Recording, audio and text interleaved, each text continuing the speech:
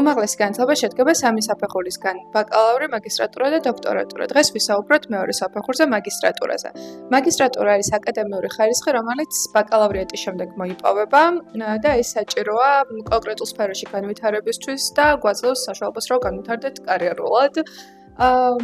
მაგისტრატურის პროგრამა შეიძლება იყოს კვლევითი, პრაქტიკული ან შერეული ხასიათის და ძირითადად 1 ან 2 წლისგან შედგება ხოლმე და მოიცავს 120 კრედიტს. ბაკალავრისგან განსხვავებით მაგისტრატურაზე მიღების პროცესი განსხვავებულია. აქაც ისევე როგორც ბაკალავრის შემთხვევაში იყო, სახელმწიფო ატარებს გამოცდებს, ოღონდ გამოცდები ტარდება მხოლოდ უნარებში.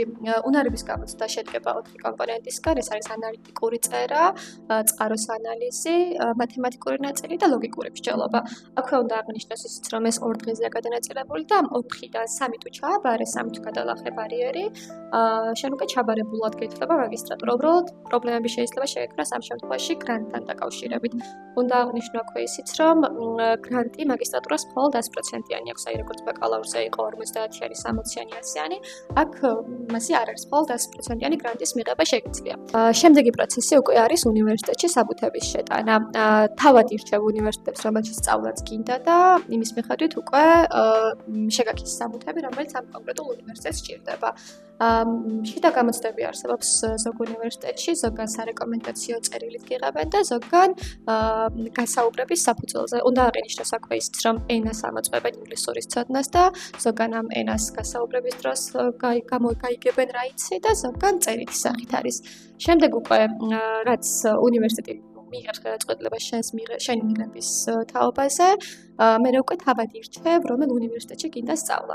კიდევ ერთი ამბავი აქვე უნდა აღინიშნოს ისიც, რომ თავიდან, როდესაც სწავლას იწყებ, გრანტი არ იცი, ჯერ გაქვს თუ არა სწავლის პროცესში პირველი კურსის შუა ნაწილში დაახლოებით, იგებ გრანტი მიიღე თუ არა, თუ შენ გრანტირებულ თასიაში ხარ, მაშინ ის თანხა, რომელიც სწავლის დაწყების წინ გადაიხადე, უკან გიბრუნდება. აუცილებელია ის გავითვალისწინოთ მაგისტრატურის ჩაბარებისას, რომ მარტში ცხადდება ხოლმე სახელმწიფოს მიერ რეგისტრაცია და აუცილებლად უნდა მოასწრო დარეგისტრირება. წინამორბედი შემთხვევაში ვერ გაყოლ გამოცდაზე. ასევე უნდა გაითვალისწინო ის, რომ როდესაც პასუხებს გაიგებ, შეიძლება უკვე რომელიმე უნივერსიტეტს დაწყებული ქონდეს რეგისტრაცია, ანუ მიღება.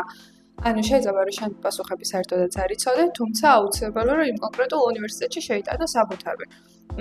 ყველა უნივერსიტეტი განსხვავებულ თარიღში გეგმავს ხოლმე რეგისტრაციას. ასევე ის უნდა გაითვალისწინო, რომ შეიძლება საერთოდ არ იყოს არანაირი მასში ბაკალავრის საფეხური, რა პროფესიაზე დაამთავრე, რა სპეციალობით დაამთავრე, შეგიძლია სრულად განსხვავებული პროფესია ირჩიო საომალოდ.